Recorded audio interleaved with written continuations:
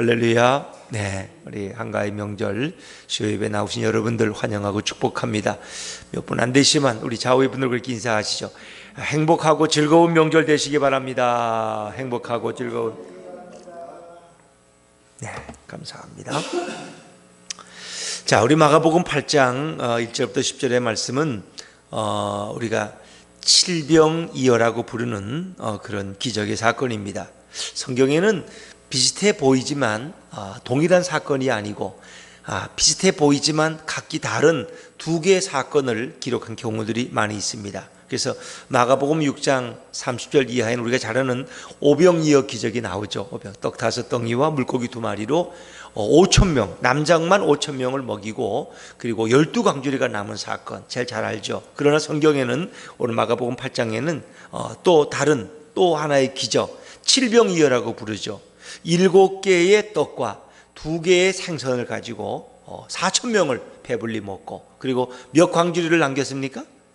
7광주리를 남긴 그런 사건이 소개됩니다. 그래서 어떤 학자들은 이거 같은 사건이 아니냐, 그러나 전혀 이건 아닙니다. 다른 사건을 각기 다른 장소에서 예수님이 2번 이런 기적을 행하셨다 하는 것입니다. 특별히 12광주리를 남긴 것과 7광주리를 남긴 것이 다르죠. 하나는 5개의 떡이고 또 한 군데는 7개의 떡으로 이런 기적을 행했죠. 물론 생선은 2마리씩이 맞습니다. 그리고 이 오병이어는 유대인들을 주로 위한 기적이죠. 주로 그 회중들이 주로 유대인 사람들이었습니다. 그러나 칠병이어는 이방인의 땅에서 대가볼리 지역이지만 갈릴리 가까운 이방인의 땅에서 이런 예수님께서 기적을 행하셨다. 하나는 유대 땅이고 하나는 이방 땅이고, 하나는 유대인들을 위한 기적이었고 하나는 이방인들을 위한 기적이었다는 것입니다. 또 이 굶주림의 문제에 대해서 오병이어에서는 제자들이 먼저 이들이 지금 굶주려 있습니다 하는 문제를 가지고 예수님 앞에 와서 상의드리지만은 칠병이어에서는 예수님이 먼저 그들의 굶주림 문제를 제자들에게 나누시는 이런 순서가 좀 다르죠. 자, 그러나 중요한 것은 유대인이나 이방인이나 예수님은 차별 없이 은혜를 베푸신다는 겁니다. 유대 땅에서 유대인들을 위해서도 이런 놀라운 기적을 행하시고 그래서 하나님의 권능을 드러내시지만 바로 이방 땅에서 이방인들을 위해서도 바로 이 기적을 예수님은 행하셨다 하는 것입니다. 특별히 오병이어에서는 지하들이 먼저 이 문제를 제기한다는 건 어떤 의미가 있습니까? 같은 주로 유대 백성들입니다. 그러니까 지하들은 다 유대인들이거든요. 예수님도 물론 유대인이고, 그래서 거기에 무려져 있는 많은 유대인들을 볼 때 지하들은 그 문제를 예수님 앞에 먼저 아뢰입니다. 이들이 굶주려 있고 먹을 것이 없습니다. 어떻게 하면 좋습니까? 그런데 공교롭게도 이 2번째 기적에서 주로 이방인들을 대상으로 한 기적에서는 제 아들이 문제를 먼저 이야기하지 않습니다. 왜? 유대인들은 이방인들을 별로 그렇게 귀하게 여기지 않기 때문에 유대인들에게 이방인이라는 존재는 땔감에 불과한 아무런 가치가 없는 같이 절대로 천국에 갈 수 없는 그런 차별적인 존재로 그들은 생각했다는 것입니다. 그러나 오늘 예수님은 이방인이나 유대인이나 차별하지 않으신다는 것입니다. 예수님은 그들을 동일하게, 오히려 예수님의 칭찬에 보면은 유대인들의 신앙을 칭찬한 경우는 거의 없어요. 오히려 유대인 제자들은 늘 예수님 앞에 꾸지람을 받고 책망, 너희가 어찌하여 믿음이 없느냐, 어찌하여 두려워하느냐. 그런데 예수님은 오히려 이방인 백부장의 믿음을 칭찬했어요. 나는 이스라엘 사람 중에 이만한 믿음을 본 적이 없다. 한 자기 하인, 자기의 노예를 위해서 내 앞에 나와 이렇게 간구하고, 여기서라도 말씀만 하시면 내 하인의 병이 낫겠다고 말하는 이 이방인 백부장의 믿음은 이스라엘 사람 중에 본 적이 없다. 오히려 마지막 때 천국에 들어가는 자들, 오히려 본 자손들은 들어가지 못하고 슬피 울며 이를 갈고 이방 자손들의 믿음 있는 자가 먼저 들어갈 것이다. 이건 굉장히 유대인들에게 모욕적인 얘기입니다. 그 얘기를 바꿔 말하면 이 교회에 나오는 이 중직자들은 오히려 천국에 들어가기가 힘들고 오히려 믿음 없어 보이는 새신자가 더 먼저 들어, 이런 얘기하고 아주 기분 나쁘게 들릴 수 있는 거예요. 예수님은 이방인들의 믿음을 더 귀하게 여기셨어요. 자, 그런가 하면은 가나안 여인의 믿음도 칭찬하셨죠. 귀신 들린 딸의 문제를 가지고 나와서 예수님께 간구할 때 예수님은 그 여인의 그 부스러기 같은 믿음을 구하는 그 여인의 믿음을 귀히 여기시고 내 딸아 내 문제가 해결됐다는, 내 딸이 고침받았다, 그 즉시로 나음을 입었다는 거죠. 여러분, 우리 같은 한국인들, 우리는 유대인이 아닙니다. 우린 이방인입니다. 그렇기 때문에 우리와 같은 이런 한국인에게도 유대인들과 똑같은 구원을 주시는 구주님의 사랑이 너무나 놀라운 것입니다. 자, 예수님은 오늘 정말 영적인 굶주림을 위한 자녀들을 위해서 이 땅에 오셨습니다. 그래서 하늘 양식을 그들에게 나눠주시고 그들이 영적으로 갈급해 있는 것을 채워주기 위해서 오셨지만, 예수님은 육체적 굶주림에도 예민하셨고 거기에도 관심을 가지셨다는 것입니다. 우리의 영적인 곤고함에도 예수님은 관심을 가지셨지만, 더 많은 관심을 가지셨지만, 우리의 육신적인 피로에도 예수님은 지극한 관심을 가지고 계셨다는 거죠. 그래서 예수님은 이들의 굶주림의 문제에 대해서 먼저 그 문제를 제기하십니다. 자, 우리 1절 말씀을 한번 읽어볼까요? 1절입니다. 1절 시작. 그 무렵에 또 큰 무리가 있어 먹을 것이 없는지라 예수께서 제 아들을 불러 이르시되 아멘. 그 무렵에 또 큰 무리가 있어. 이 또라는 말은 어찌 보면은 오비영이어에 이어서 칠병이어에 또 두 번째 기적을 암시하고 있는 거죠. 그 무렵에 또, 그러니까 그 기간이 결코 길지 않은 거죠. 많은 무리가 예수님을 따라서 3, 4일 동안 말씀을 들었는데 그곳에 먹을 것이 없었더라. 왜냐하면 주로 광야에서 말씀을 들었기 때문에 어디 상점이 있어서 구할 수도 없었고 그들은 동리로 들어갈 수도 없었을 거예요. 이제 먹을 것이 다 떨어진 그런 상황이죠. 예수께서 제 아들을 불러서 이 문제를 말씀하십니다. 자, 예수님은 이 많은 무리 앞에서 양식에 대한 문제에도 관심을 가지셨다. 여러분, 그것은 뭐예요? 예수님이 그들을 긍휼히 여기셨다는 거예요. 먹을 것이 없는 그들을 긍휼히 여기셨다는 거예요. 그래서 그것을 불쌍히 여긴다는 말로 표현하죠. 자, 우리 2절 말씀을 한번 읽으면 2절입니다. 시작. 내가 무리를 불쌍히 여기노라. 그들이 나와 함께 있은 지 이미 사흘이 지났으나 먹을 것이 없도다. 자, 이웃의 어려움, 이 백성들의 어려움을 예수님은 느끼셨다는 거죠. 우리는 이런 곳곳에 우리의 눈에 띄는 어려움들을 볼 때도 내가 어떻게 저런 문제를 해결하지? 나하고는 상관없어. 나는 내 살기도 바쁜데 이럴 수 있죠. 예수님 볼 때도 이 4천 명의 굶주린 무리를 예수님들은 어떻게 해결할 수 있겠습니까? 그러나 예수님은 그들의 굶주림에 대해서 안타까워하시고 불쌍히 여기시는 긍휼의 마음을 가지고 있었다는 것입니다. 역시 우리 그리스도인들은 예수님의 이런 마음을 가져야 할 줄로 믿습니다. 적어도 예수님이라면 이런 문제에 대해서 어떻게 생각하셨을까? 우리들은 되게 냉정할 수 있어요. 냉정할 수 있어요. 상황이 되면은 거기에 관심을 갖지만 상황이 안 되면 관심을 갖지. 여러분, 우리가 그런 얘기 많이 들으셨죠? 누가복음에 나오는 그 선한 사마리아인의 이야기를 교수가 이제 강의실에서 이야기를 했어요. 그리고 다음 시간에 시험을 치르겠다고 했어요.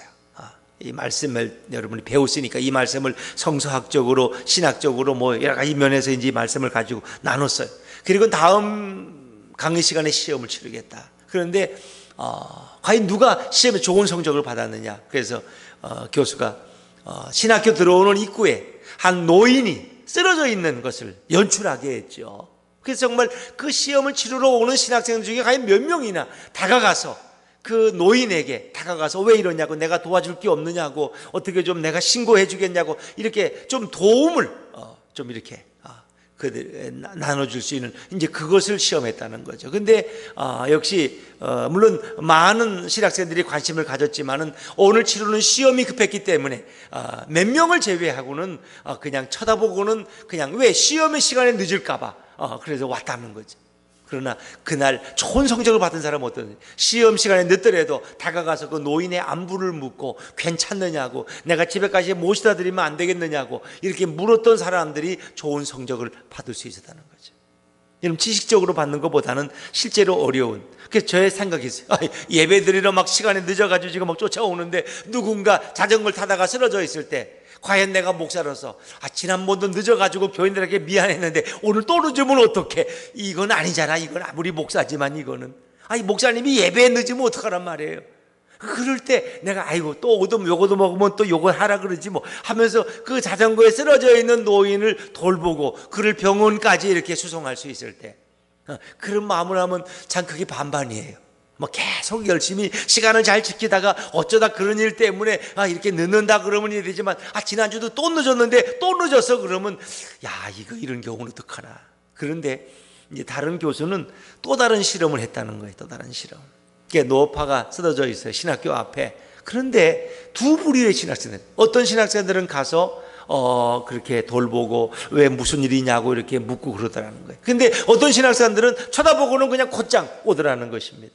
그러니까 선한 사마리아인의 얘기처럼 어떤 레위인이 어떤 유대인이 남자가 쓰러져 있는데 그를 보고 제사장이나 레위인들은 그냥 지나가 버리지만 사마리아인 이방인은 가서 이제 상처를 치료해주고 그를 여관까지 인도해준다. 근데 어떤 심정으로 그를 돌봐주었고 어떤 심정으로 그냥 외면하고 왔느냐 하고 이유를 따져보니까 같은 신학생이지만은 그건 이유가 있더라는 거예요. 그러니까 내가 이번 첫 시간은 강의가 없어. 도서관에 가서 좀 시간 좀 보내려고 했는데 마침 쓰러져 있어. 시간이 있으니까 가서 돌본다는 거예요. 그래 나는 지금 이번 시간이 아니면 늦어서 막 또 지각하면 큰일 나. 이 각종 깎여. 이래가지고 급한 사람들은 그냥 가더라는 거예요. 남을 도와주는 것도 물론 마음도 있어야 되지만은 자기가 여유가 있을 때 남에게 관심을 가질 수 있구나. 그런데 강의 시간이 급한 사람들은 그냥 보지만 그냥 외면하고 지나간다는 거예요. 뭐 이렇게 우리가 나눌 수 있는 거죠. 우리도 다 마찬가지일 거예요. 우리가 살아가는 삶의 현장에서 누군가의 어려움을 목도했을 때 내가 그를 돕거나 돕지 않을 수도 있는 거예요. 관심을 가질 수도 있고 관심을 갖지 않을 수도 있어요. 그것은 대개 우리의 상한 처지와 관련될 수 있다는 거예요. 내가 지금 뭐 회사에 급한 일로 막 쫓아가는데 옆에 사람을 도와줄 마음의 여유는 그가 아무리 집사님 권사님이라도 없을 거예요. 그건 왜? 지금 이 일은 이 중요한 거래를 성사시켜야 되는데 그러나 내가 좀 여유가 있을 때 우리는 또 관심을 가질 수 있는 거죠. 자, 하여튼 어쨌든 우리가 이웃에게 관심을 갖는 것은 매우 중요하다는 것입니다. 그리고 주님은 바로 그런 마음을 가지셨다는 것입니다. 그리고 예수님은 그들을 돌려보낼 때 그들이 지친 마음으로 몸으로 돌아갔을 때 어떤 일을 당할까 그것도 안타깝게 여기시죠. 자, 우리 3절 말씀을 한번 읽어보죠. 3절입니다. 3절 시작. 만일 내가 그들을 굶겨 집으로 보내면 길에서 기진하리라. 그 중에는 멀리서 아멘. 사실 예수님이 그들을 굶기는 건 아니에요. 그렇죠. 우리가 뭐 그들을 굶기는 건 아니에요. 왜? 그들에게 당연히 먹을 것을 줘야 될 사명도 없고 의무도 없다는 거예요. 그러나 예수님은 그것을 자신의 일로 생각한다는 거예요. 어찌 보면. 그래서 우리 믿는 자들에게는 물론 뭐 가난 구제는 나라도 못하지만 적어도 우리는 그리스도의 마음을 가지고 국률의 마음으로 살아갈 때는 적어도 우리의 도움이 필요한 사람에게는 우리가 관심을 갖는 그런 태도를 가져야 될 것이다. 그들을 굶겨 집으로 보내면 예수님 말씀하신 예수님이 그들을 당연히 먹여야 될 이유는 없습니다.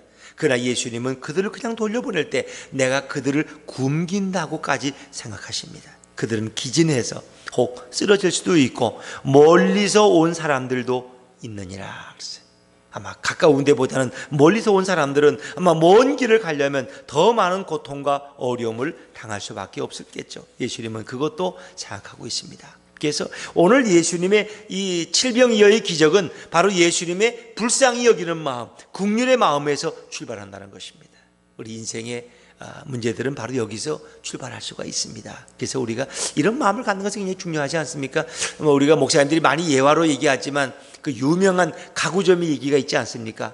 어떤 할머니 한 분이 가구점 앞에서 누군가를 기다리는데 밖에는 날씨가 굉장히 추웠어요. 날씨가 추웠어요. 근데 밖에서 떨면서 아마 아들과 만나기로 약속을 했는 모양인데 그게 아들이 아직 나타나질 않은 거예요. 그 가구점 이제 종업원이 난로를 쬐면서 추운 겨울에 밖을 내다보고 사람 지나가는 내다보고 있는데 그 할머니 한 분이 가구점 앞에서 벌벌 떨면서 누군가를 기다리고 있는 거예요. 그래서 이 가구점 주인이 아유 할머니 바쁘지 않으시면 잠깐 들어와서 난로 쬐다가 가시는 게 좋지 않겠습니까? 그래서 친절하게 그 할머니를 가구점 안으로 바쁘지 않으니까 그래서 난로를 쬐게 하고 따뜻한 보리차도 한 잔 드리고 좀 앉아서 기다리게 했어요. 그랬더니 잠시 후에 어떤 좋은 차를 탄 사람이 가구점 앞에 나타났고 두리번두리번 거리는 거예요. 그 할머니가 보고는 우리 아들이 왔다고. 그래서 나가서 이제 자기를 여기 있다고 얘기하니까 아들이 너무 고마워하면서 이렇게 할머니가 추운데 기다리는데 자기가 시간을 못 지켰기 때문에 자기 어머니가 거기서 오랜 시간을 기다렸다는 거예요. 너무 미안해. 이 친절을 베푼 가구점 이 종업원이 너무 고마워서 자기 명함을 주고 또 그 사람의 전화번호를 받아가지고 이렇게 할머니를 모시고 떠나갔다는 거죠. 그리고는 이제 시간이 좀 지났는데 그 사람한테 전화가 왔어요. 자기가 어디에 좋은 가구점을 내려고 그러는데 혹시 그 가구점에 좀 관리를 맡아주지 않겠느냐고. 그래서 그거는 좋다고 했더니 그 이효인 그 할머니의 아들은 굉장히 돈이 많은 재벌이었는데 자기 얼굴도 모르는 어머니에게 친절을 베푼 종업원의 은혜가 너무 고마워서 그 종업원을 위해서 가구점 하나를 차려주었다는 거 아닙니까? 그 종업원이 베푼 그 친절은 별거 돈 드는 것도 아니에요. 그냥 어차피 자기가 있는 가게에 잠깐 들어오시라 그래서 따뜻한 차 그리고 난로 옆에 좀 쉬게 하는 거 그거 외에는 없어요. 그러나 저 할머니가 혹시 도둑질 하지 않을까, 또 나를 귀찮게 하지 않을까, 돈을 달라고 하지 않을까 이러면 못하는 거죠. 그러나 그는 긍휼의 마음을 가지고 그 일을 행했는데 그것이 결국은 자기에게는 엄청난 복이 되었다는 거죠. 그래서 그 돈 많은 그 할머니의 아들이 그를 위해서 가구점을 하나 세워주고 그가 그 모든 가구점을 관리하고 돌볼 수 있도록 그를 사장으로 만들어 주었다는 거죠. 어찌 보면 우리가 작은 친절을 베풀 때 그것이 큰 은혜로 돌아올 때도 있습니다. 물론 모든 경우에 그런 건 아니에요. 그러나 우리는 이렇게 우리의 도움이 필요한 사람에게 긍휼의 마음을 가지고 도움을 줄 수 있는 것은 그것이 그리스도인의 마음이다. 누군가 우리에게 도움을 요청할 때 그것이 큰 어려움이 아니라면 내가 도울 수 있으면 얼마나 좋겠어요.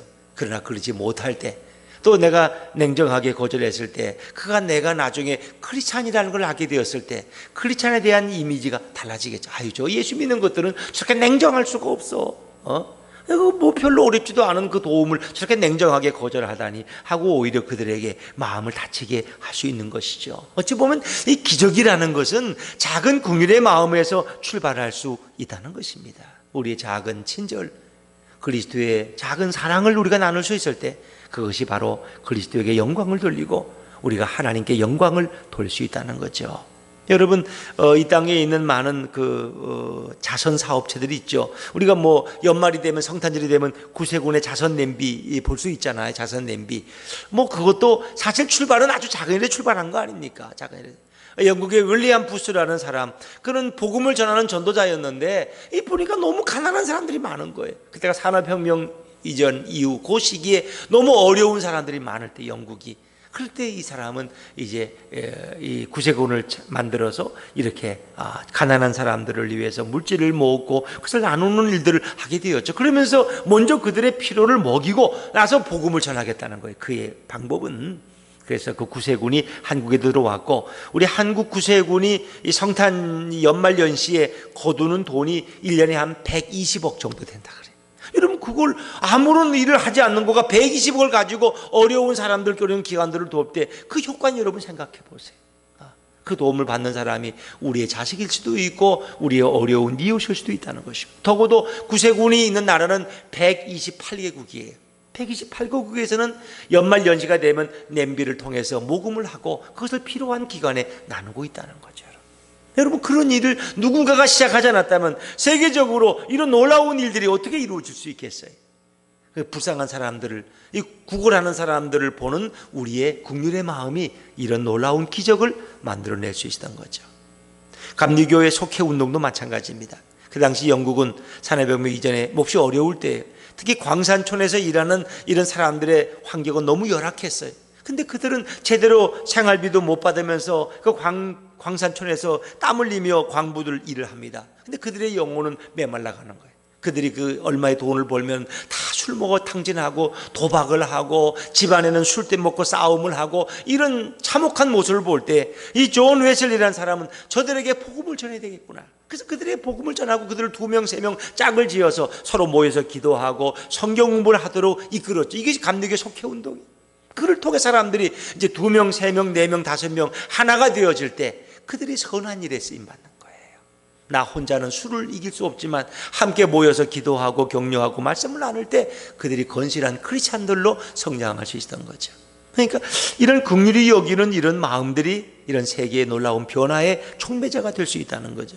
여러분, 세계적인 구제단체들, 우리가 월드비전을 한국 출판한 거, 월드비전은 세계적인 거죠. 기아대책본부, 또 우리가 돕는 월드쉐어, 이런 많은 기관들도 누군가의 어려운 사람들, 어린이들을 돕는 그런 마음에서 이렇게 세계적으로 많은 어린이들이 그 기관들을 통해서 생활비를 공급받잖아요. 그 아이들이 한 3만 원이면 충분히 한 달을 먹고 학교에 다닐 수 있는 3만 원이면 충분하다.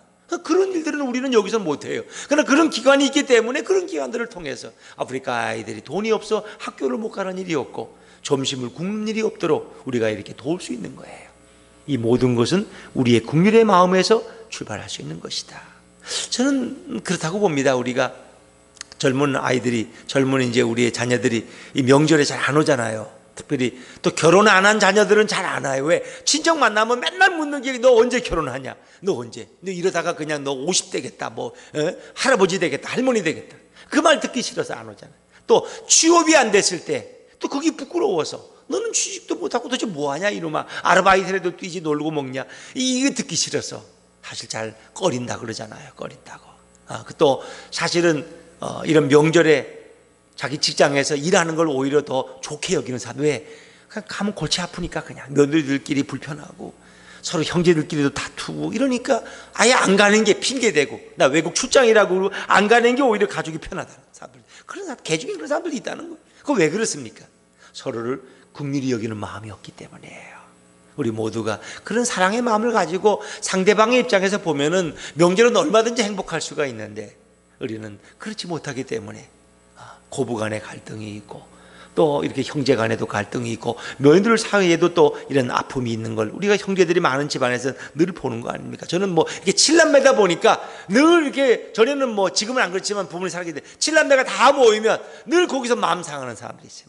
누군가가 마음이 상해서 돌아갈 때가 있고, 또 괜히 하지 말라는 왜 정치 얘기를 하다가 또 자기들끼리 싸우고, 이게 하여튼 복잡한 거예요. 그런 얘기는 하면 안 돼요. 정치 얘기하면 안 되고 그냥 그것은 좋은 얘기, 행복한 얘기, 신앙적인 얘기 해야 돼요, 여러분. 그래서 우리가 이런 사랑의 마음으로 보는 게 중요합니다. 신문에도 보니까 도대체 이 한가위 명절이 휴식이냐 노동이냐 이 질문을 하니까 거의 반반이에요. 어떤 사람들은 노동이, 솔직히 명절이 죽겠다는 거예요. 일하러 가니까. 또 어떤 사람들은 그래도 좀 쉴 수 있으니까 휴식이라고. 어떤 사람들은 반반이래. 좀 쉬기도 하고 일도 하고. 이 명절이라는 게 왜 우리에게 이렇게 노동처럼 여겨질까? 그것은 서로를 배려하는 마음이었기 때문에. 죽도록 일하는 사람은 일하고 노는 사람은 코드빼기도 안 보이고 놀기만 하고, 그러니까 서로 원망이 생기는 거예요. 우리가 서로를 좀 입장해서 배려할 때 가장 행복하고 또 모두가 충분히 쉴 수 있는 그런 명절이 되면 얼마나 좋을까 하는 그런 마음도 가져보는 것입니다. 예수님께서는 새로운 것이 아닙니다. 지금 그들이 가진 것을 통해서 이제 굶주린 자들을 먹이기를 원하십니다. 기적이라는 것은 그들이 가져 있는 그 별 볼 일 없는 그 가장 하찮게 여기는 그것을 통해서 이런 기적이 일어난다는 거죠. 자, 우리 4절 5절 말씀을 한번 읽어볼까요? 4절 5절입니다. 시작. 제자들이 대답하되 이 광야 어디서 떡을 얻어 이 사람들로 배부르게 할 수 있으리이까? 예수께서 물으시되 너희에게 이르되 7으로 쏘이다 하거늘. 예수님이 이제 그들의 굶주림에 대해서 말하니까 제자들이 도대체 여기서 떡을 어디서 얻어가지고 이들을 배부르게 할 수 있습니까? 근데 예수님 5절에 물어요. 예수께서 물으시되 너희에게 떡 몇 개나 있느냐? 너에게 떡이 몇 개나 있느냐? 떡이 몇 개나 있느냐? 자, 예수님은 제자들의 대답은 사실은 그렇게 시원한 대답은 아니에요. 그들은 불과 얼마 전에 오병이어의 기적을 그들은 잃어버린 거예요. 예수님 걱정할 거 없습니다. 이 많은 군중 가운데 그까지 떡 오병이어 가진 사람 없겠어요? 저희들 찾아내겠습니다. 그럼 예수님 축복하시면 이들을 먹일 수 있지 않습니까? 이렇게 속 시원하게 말하는 제자들은 아무도 없어요. 그들은 뭐라고 말합니까? 이 광야 어디서 떡을 얻어 이 사람들로 배부르게 할 수 있으리까? 이건 불가능한 얘기 아닙니다. 매우 부정적인 이야기입니다. 사실 그들은 불과 며칠 전에 이런 놀라운 기적을 목도했습니다. 오병이어의 기적을. 그런데 그들은 그것을 다 깡그리 잊어버렸습니다. 지금은 또 새로운 문제예요. 사실은 그들이 굶주린다는 건 똑같은 거고 아마 그들 중에는 뭔가 떡을 가진 사람, 생선을 가진 사람도 찾으면 있을 거예요. 근데 그들은 역시 부정적인 보고를 드리고 있습니다. 우리도 마찬가지예요. 내가 살아온 인생을 보면은 어떻게 어렵고 어떻게 어려워도 다 주님의 도우신 가운데 기적 같은 삶을 살아왔어요. 근데 동일한 문제 부딪히면 우리는 또 당황하고 또 낙심하고 또 좌절합니다. 왜 내게 이런 어려움을 주느냐고. 근데 우리가 살아온 인생을 보면은 다 주님의 은혜였습니다. 빠져나갈 길이 없는 것 같았고 헤쳐나갈 지혜가 없는 것 같았지만 그때마다 하나님이 역사하셨고 예수님이 동행해 주셨어요. 그래서 우리는 날짝을 잊어버려. 그냥 조금만 어려움 다가오면 아이고 어떡하면 좋으냐고, 큰일 났다고. 왜? 아니 지금까지 50년 60년을 인도하신 예수님께서 왜 오늘도 역사하지 않겠느냐는 거예요. 우리는 과거에 역사하신 하나님께서 오늘도 내 삶에도 역사할 줄로 믿으시길 바랍니다. 그 믿음이 우리에게 필요한 거예요. 예전엔 다 교회도 보면 예전엔 더 어려웠죠. 다 텐트 치고 개척하고 안 그랬습니까? 목사님들이 먹을 양식이 없어가지고 일어나면 아침에 누가 대박에다가 쌀 한 대박 갖다 놔서 이거 하나님이 보내주신 거다 그렇게 먹고 살았잖아. 그렇지 않습니까? 우리 한신대학에 고재식 박사라고 있는데 또 정태기 박사라고 상다박 전공하시고 그랬는데 그분들이 저기 진도에 뭡니까? 신안 거기 진도입니까? 신안인가 신안군인가? 신안군이죠. 신안군 증도. 그러니까 그 지역 동네인데 전도사님이 와서 그 섬에 와서 목회를 하셨는데 참 너무 어려운 거예요. 전도사님이 먹을 끼니가 없는 거예요. 교인 몇 명 다 노인들이고 그리고 거긴 섬 지역은 우상 숭배가 워낙 강하니까 교회 누가 그리고 아이들 몇 명 아이들. 근데 아이들이 가져올 게 있어요. 그 전도사님이 매일 굶는 거예요. 이틀을 굶고 3일을 굶어서 도저히 설교를 못 하겠어요. 그 전도사님이 이제 도저히 얘가 일단 굶어 죽겠다. 이제는 이걸 접고 그냥 일단 광주로나 올라가야 되겠다. 어디든지 가면 굶어 죽진 않으니까. 그래서 이거 도저히 여기서 못 살겠다. 이 생각했다는 거예요. 그래서 그 다음날 이제 아침에 오늘을 이제 굶고 이제 오늘은 배를 타고 나가서 이제는 여기를 포기하고 내가 살아야 되겠다 생각해. 그런데 아침에 문을 열고 나왔는데 거기에 누가 이 쌀 한 대박을 갖다 놨다라는 거예요. 쌀 한 대박을. 그래가 전사님이 이건 분명 하나님이 보내. 이거 누가 이거 갖다 놓을 사람이 없는 거예요. 그리고 그걸 먹고 낀일을 하시고 거기서 목회를 계속 하셨다는 거예요. 근데 나중에 알게 된 사실인데 그것이 이제 고재식 박사님이라는데 그분은 정태기 박사는 자기 집안이 좀 예수를 믿어서 좀 교회를 나왔고 이 고재식 박사 그분은 어릴 때 너무 집안이 가난하고 부모들은 전혀 안 믿고 너무 지저귀가 그 정태기 이 박사 집안은 조금 먹고 살만했고 그래도 아버지가 바람도 피워서 부인이 둘이었고 그러니까 좀 먹고 살만했고 이 고재식 박사는 찢어지게 가난한 집안. 그런데 그 고재식이라는 어린아이가 자기 그 가난한 집안을 훔쳐가지고 집안에서 전사님이 굶는 걸 알고 갖다 놓았다는 거예요. 세상에. 근데 그건 나중에 알았죠. 나중에 얘기하더니 알게 된 거예요. 그리고 고재식이라는 어린 집에 가서 죽도록 맞아. 가난한 집안에 쌀 한 대박이 얼마나 귀해. 그 당시에 죽도록 맞았어. 그리고 전사님이 안 떠났기 때문에 신앙생활을 한 거예요. 그리고 성장해서 이렇게 신학교까지 맨 학교 제대로 못 다니고 뭡니까 그냥 검정고시 보고 이렇게 해가지고 그냥 신학대까지 왔대. 그 정태기 박사는 자기는 집안이 좀 잘 살아가지고 먹는 건 걱정 안 하고 아버지가 바람을 피울 정도로 그리고 광주 와서 학교 다니고 그러는데 둘 다 한신대학을 왔다는 거예요. 둘 다. 그리고 같이 유학을 갔다 왔어요. 그런데 총장은 누가 먼저 하느냐? 고재식 박사가 먼저 했다는 총장을. 자기는 총장을 못했어. 정태기 박사는 상담으로는 많이 유명한 분이지만은 그래서 내가 쟤하고 나를 비교해보면 인격도 내가 훌륭하고 공부도 내가 더 잘했고 내가 더 잘생겼고 근데 쟤가 어떻게 나보다 총장을 먼저 하냐는 거예요. 그러니 고재식 박사가 얘기하더라는 거예요. 얘기하는데 우연히 그런 얘기를 하더라는 거예요. 그런 얘기를. 그런데 그것도 이제 나중에 어떤 체육대회에 갔더니 그 전사님이 목사가 돼가지고 그 체육대회에 오셨는데 만났다는 거예요. 기적적으로 몇십 년이 전. 그래서 저렇게 했는데 전사님이 이제 그런 얘기해요. 자기가 정말 그때 굶어 죽을 뻔했다고. 그러면서 먹을 게 3일을 굶으니까 보이는 게 없어가지고 이제 도저히 오늘은 새벽기도 끝나고 배를 타고 떠나려고 했다는 거예요. 그런데 그 얘기를 듣고 고집은 그거 자기가 갔다가 전사님 댁 앞에 갖다 놨다고. 그리고 자기가 맞아 죽을 뻔했다고. 그 얘기를 듣는 순간 그 해결이 문제가 풀렸다는 거예요. 문제가 풀렸다. 그러면서 저 애가 나보다 총장을 먼저 한 이유는 간단하다. 가장 어려울 때 전도사님을 먹여 살리는 게 바로 저 아이라는 거예요. 하나님은 그걸 기억하신다. 하나님은 그걸 기억하신다. 그런 얘기가 유명한 얘기예요. 실제 시라고. 근데 고재식 박사는 이제 먼저 세상을 떠났어요. 창작은 했지만 그러나 정태기 박사님 아직도 살아 계시더라고요. 지금도 이제 총장으로 다른 상담대학교 총장을 하고 계시는데 하여튼 그런 이야기들, 참 하나님의 역사는 이렇게 놀라울 수가 없다. 왜? 하나님은 그것을 기억하신다는 거예요. 정말 어려운 가운데 굶어가는 전사님을 위해서 자기 집에서 훔쳐온 걸 물론 잘못이지만 그것을 하나님은 기억하시고 그가 한신대학교의 총장이 되게 하시고 그 가문의 명예를 만드셨다는 거죠. 여러분, 그렇습니다. 하나님은 우리의 그 정성을 오늘도 기억하고 계신다는 거예요. 그래서 우리가 정말 뭐 큰 것이 아닙니다. 자기 가진 것, 너에게 떡 몇 개나 있느냐, 거창한 게 아니에요.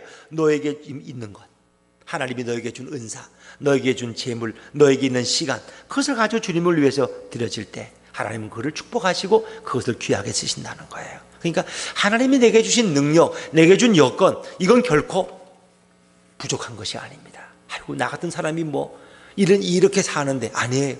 하나님이 내게 주신 그것이 선물이라면 그것은 너무나 고귀하고 너무나 아름다운 것이라는 거예요.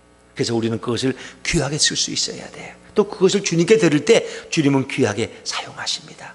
그래서 그 마지막 부스러기까지 다 거두잖아요. 그 거두니까 그 7 광주리가 된 거예요. 그러니까 하나님이 내게 주신 선물은 버릴 것이 하나도 없는 거예요. 버릴 것이.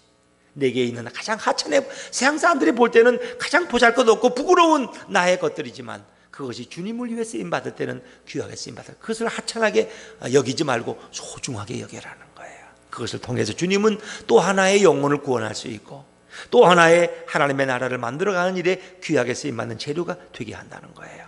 그래서 우리에게 보잘것없이 나는 뭐 이것도 부족하고 저것도 부족하고 다른 사람하고 부족하면 난 너무나 못해, 이렇죠. 그러나 하나님은 그것도 들어서 귀하게 사용하실 수 있다 하는 것입니다. 그리고 예수님은 이 모든 것을 축복하시죠. 그래서 제 아들이 이제 가져온 칠병이요, 그러니까 7개의 떡과 2마리의 생선을 가지고 예수님이 축복하시고 축사하실 때 그것을 가지고 4,000명을 배불리 먹이는 기적을 우리에게 보여주시는 거죠. 역시 우리가 주님의 이름으로 이 축사한다는 것은 사실 감사한다는 의미를 가지고 있고, 축복이라는 것은 감사의 의미도 있지만 하나님의 복을 구한다는 그런 의미를 가지고 있는 거죠. 그래서 예수님은 오늘 축복하시고 축사하셨는데, 자, 우리 뭐 시간이 갔지만 6절 7절 한번 읽어볼까요? 6절 7절입니다. 6절 7절 같이 읽죠. 시작. 예수께서 무리를 명하여 땅에 앉게 하시고 떡 7개를 가지사 축사하시고 떼어 제 아들에게 주어 나누어 주게 하시니 또 작은 생선 2마리가 있는지라 이에 축복하시고 명하사 이것도 나누어 주게 하시니. 아멘. 오늘 예수님의 축사와 축복은 이런 놀라운 기적의 출발이 되는 것입니다. 예수님의 긍휼의 마음, 그리고 오늘 그들을 불쌍히 여기시는 마음을 가지고 제 아들이 가져온 그 칠병이어를 축사하셨다. 떡을 축사하실 때 이렇게 4,000명을 먹이시고 또 생선을 가지고 축복하셨다. 오늘 그렇습니다. 우리도 주님의 이름으로 복을 빌 때 그 복이 이루어질 줄로 믿습니다. 우리가 그래서 자녀들을 축복하고 가족을 축복한다는 건 너무 아름다운 일이에요. 뭐 축복하면 자꾸 이렇게 미신적인 걸 생각할 필요가 없습니다. 예수님도 축복하셨어요. 다 하나님 축복하셨어요. 축복할 때 그들이 정말 상상할 수 없는 복을 누리게 된 것이죠. 그럼 사라밧 과부가 어떤 복을 받았습니까? 엘리사를 대접할 때 그 하나님이 그 가정을 축복하시니까, 엘리사가 축복하니까 그 기근이 끝나도록 말해. 병에 기름이 끊어지지 않고 통에 가루가 끊어지지 않은 이런 복이 이 하나님의 축복이거든요. 우리가 주님의 이름으로 축복할 때 주님은 오늘도 응답하고 역사할 줄로 믿습니다. 자녀들을 축복하는 부모의 축복은 너무나 귀한 것입니다. 그리고 7 광주리를 거둔 것이죠. 여러분, 오늘 세상에 결론적으로 무엇이 부족합니까? 물질이 없어서 문제입니까? 자녀가 뭐가 좀 환경이 안 좋아서 문제입니까? 뭐 정치적인 혼란이 우리 사회의 문제입니까? 아니면 어떤 다른 문제가 있습니까? 어찌 보면 오늘 우리 시대의 문제는 사랑이 없는 게 가장 큰 문제예요. 긍휼의 마음이 없는 거예요. 긍휼의 마음이. 정치하는 분들도 그렇고 사업을 하는 분들도 그렇고 뭐 이런저런 거 따지고 서로를 긍휼히 여기는 마음이 있으면 이 사회는 그런 법이 없어도 얼마든지 유지될 수 있어요. 주님을 우리 마음에 모실 때 주님이 주시는 그 사랑의 마음, 긍휼의 마음을 가질 수 있다면 얼마나 좋을까요? 정말 우리 가정에 물질이 없어서 문제가 아닙니다. 우리 가정에 권력이 높아지지 않아서 문제가 아닙니다. 예수님이 부족해서 문제고 예수님을 전적으로 모시지 못해서 문제인 거예요. 가장 풍성한 가정은 예수님을 모신 가정입니다. 이번 한가위 명절이 예수 그리스도를 우리 가정의 주인으로 모시고 예수님과 함께하는 아름답고 행복한 명절 다 되시기를 주님의 이름으로 축원합니다. 기도하겠습니다.